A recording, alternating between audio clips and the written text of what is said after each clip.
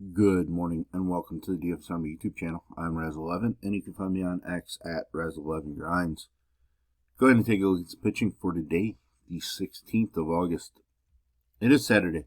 We do have a 5-game day slate and a 9-game main slate ahead of us this evening. We do not have any weather to worry about, so we get to just dig into the actual pitching matchups. This is a first look at the pitching options. And I will be looking at DraftKings as that is where majority of my action is. If you do play on FanDuel, I'll cut my pool in half or so. Pricing isn't quite as tight. You don't have to be as creative. It allows you to get stacks you want with an upper-tier-ish pitcher. Alright, let's just jump right into the action. Game 1, Pirates, Cubs. Imanaga drawing a lot of ownership projection. 52% on DK as of right now. It's been pretty solid each of his last 3 starts and 5 of his last 6. Perfectly fine. Not a big K upside guy, but a weak enough matchup. I think he's definitely in play. Not really sure what the wind is doing at Wrigley. I guess that's the one thing we should probably figure out. Let me bring that up. But Imanaga, weak enough Pirates offense. Definitely understand why he is somewhat chalky. Big issue here, I mean, the wind's not very strong, but it is blowing out to left field. At some time during the game, it might switch to blowing in, but not very strong. So I think Imanaga is perfectly fine at the elevated ownership. Burrows is somebody that we might consider because the Cubs have been struggling. He did dominate them the first time he faced them. He's had some pretty solid performances recently, at least in 2 out of his last 4 starts. He might be somebody that we want to sprinkle in. I'm not sure I love 16% ownership on him. Just because I feel like I might want to be a little higher on like Cade Cavalli, Nolan McLean making his Major League debut. Potentially bigger chunks into Brian Bayo and Brian Wu, but I do think Imanaga is near the top, and Burrows somebody that we want to sprinkle in at this point. Texas Toronto, not really going to consider Patrick Corbin. Not excited about using pitching against Toronto right now. Eric Lauer, somebody I will use. He does have upside. Dominated Detroit team. Got it done against San Francisco. Texas against lefties, I think, is a place that we can go. He didn't start the one time he faced Texas, but absolutely dominated in 3 1/3. His numbers at home have been absolutely phenomenal. I think we just have to use Eric Lauer at this point. Philadelphia, Washington, I really don't want to use Taijuan Walker. I really do not want to. I'm hoping that as the morning goes on, I realize that it's just dumb to even consider him. 2 starts ago against Baltimore was strong. But most of his performances this season have not been strong. I know Washington isn't the most dangerous of opponents, but I just don't really have a desire to play Taijuan Walker. Cade Cavalli, somebody I do want to sprinkle in because he does have upside. A big arm, obviously his return from Tommy John, lengthy Tommy John rehab, etc. His first appearance back, he was dominant against the A's. Not so dominant last time against Kansas City, but Kansas City doesn't strike out all that much. A lot of Philadelphia, not necessarily a strikeout squad, but they do have some guys that can strike out multiple times. So there is some slight K upside for Cavalli. I just think he has more upside than somebody like Burrows, who I mentioned before. Miami, Boston, Cal Quantrill, not going to get there for me. I'm just really going to like the right-handed bats of Boston and Bregman, Trevor Story, Rafaela, maybe Narvaez, etc. Just can't really get behind Quantrill. Can get behind Brian Bayo. 20 plus in 2 out of his last 3 and 4 out of his last 7. A little more volatile than you like to see, coming off of a rough start. But he did manage 7 strikeouts against the San Diego squad that just doesn't strike out that much. And he is pitching at home, where his numbers overall have been better. Far fewer home runs allowed. He's not a big K guy, which is kind of shocking to me. But I do think the matchup is weak enough for him that I do want to be heavier. Last one, Seattle and the Mets. Now, I talked about fading both pitchers in yesterday's matchup, and that worked out pretty well. I am going to be utilizing both pitchers in today's matchup. Wu, coming off of back-to-back strong starts, has had some rougher starts recently, but his K numbers have bounced back. Walks have disappeared a little bit. Home runs can still be an issue, and the Mets aren't a huge strikeout team, so they are a dangerous squad, and he's definitely better when pitching at home. With that said, I do think he's somebody that I trust more than like a Luis Castillo from yesterday. On the other side, Nolan McLean, definitely somebody I am interested in. Seattle can strike out a lot. They can hit home runs. They did last night, but this is McLean's first year of focusing solely on pitching. He was a two-way player the last couple of years, and he's really taken a step forward. Strong K numbers, just strong numbers across the board. So I am interested in McLean and some upside here. Not a huge fan of the price tag to see him the third highest priced pitcher on this slate, but with that said, I am interested in that upside. Young arm with strikeout upside sounds like fun to me. Main slate, Atlanta, Cleveland. Not sure what to do with pitching in this matchup. Joey Wentz has shown some flashes here as he's lengthened out to a normal starter. Strikeouts have come down the last two appearances. They're kind of all over the place.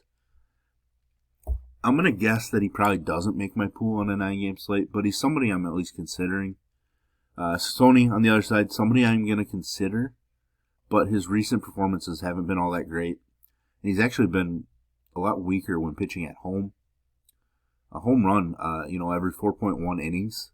That's a pretty extreme rate without many strikeouts in this ballpark. Those are things we just don't like to see. So it makes it really rough. And he's given up plenty of home runs right now. So I actually think Ciccone would be behind Wentz in my pecking order as I try to figure out who to use. Baltimore, Houston. Houston got shut down by Brandon Young, which blew my mind. I could add some other swear words to it, but whatever. I was super overweight on Houston, but it is what it is. Jason Alexander, two strong performances back to back. Very intriguing. Not a guy that I thought had a ton of upside, but that start against Miami, 27 fantasy points. It's a pretty upside-y type start. He has been better on the road, today being at home. That's a worry. But I like his ability, I guess, at least the recent trends. He's somebody that I'm going to consider, and I think I'm going to put him ahead of Joey Wentz and Ciccone in this as I try to figure out what to do on this slate. Kid Povich, a guy that I wish the Twins hadn't traded, even though he hasn't really shown it at the major league level just yet. I don't think I'm getting there against Houston right now, especially following an opener. It does give him a slightly better chance at earning a W, but I'm just not all that interested. White Sox, Kansas City, Burke coming off, sorry, that was showing somebody else, but he does have upside. But Kansas City's not really an upside opponent. They don't allow a ton of strikeouts. Lorenzen, his last start was absolutely dominant, but then he went on the IL for a while. He did build up to 85 pitches in the last rehab start, which is nice to see. I am interested. He dominated the White Sox earlier. Lorenzen's one of those guys that goes in streaks, and I kind of want to get him right away because he could go out and have a strong start this time, maybe the next one out, and then all of a sudden struggle for a couple starts. So I want to take advantage of that. So I will be using some Lorenzen on this slate. Yankees and Cardinals. Max Fried has not looked good in a lot of his starts recently. Just one start since the end of June. where he looks strong. I do want to utilize him.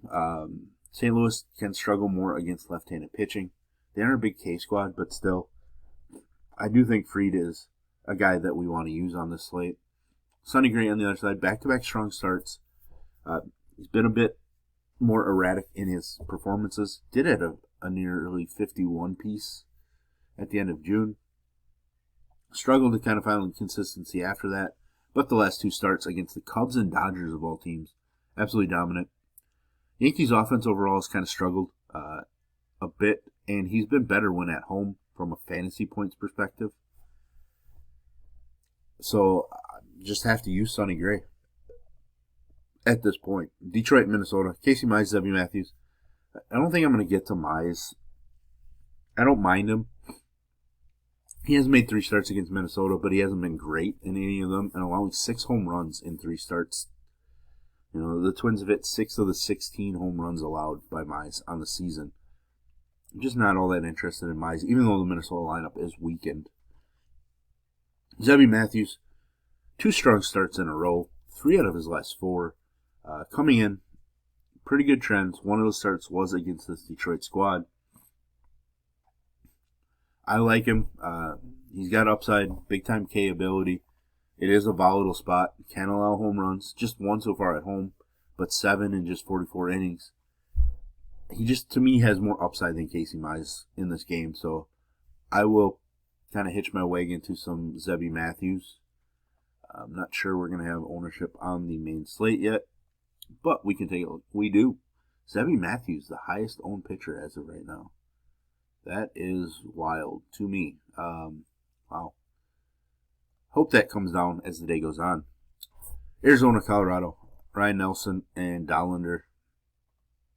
Ryan Nelson, another guy that for Arizona, pretty big home road splits. Just not going to utilize him, I don't think. I'll have to dig in to see if he's ever made any starts in Colorado to see how he's performed. But as of right now, I'm not really going to consider him. Dollander, giving up a ton of home runs, 15 of them in 73 2/3 innings. Was decent against Arizona one time he faced them. I would assume that was in Arizona, though, and it was. His home numbers are absolutely ridiculously bad. 9 home runs allowed in 32 2/3 innings. It's basically 1 every 3 1/3 innings, approaching nearly 3 home runs allowed per 9.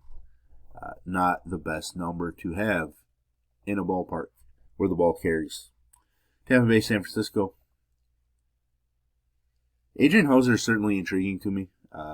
Hasn't been throwing it very well, but the ballpark is made for pitching, and he was dominating in San Francisco the one time he faced him.